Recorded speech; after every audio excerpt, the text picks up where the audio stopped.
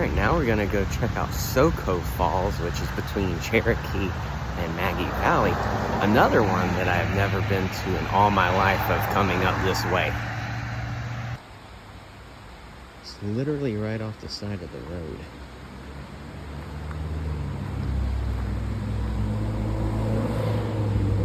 The road's right there. You just gotta come down. Follow the path. Alright, so not a bad little, it's a lot of downhill, but it's a short one. And the fall's gonna be over there, and they have this whole like walkway, porch, whatever thing.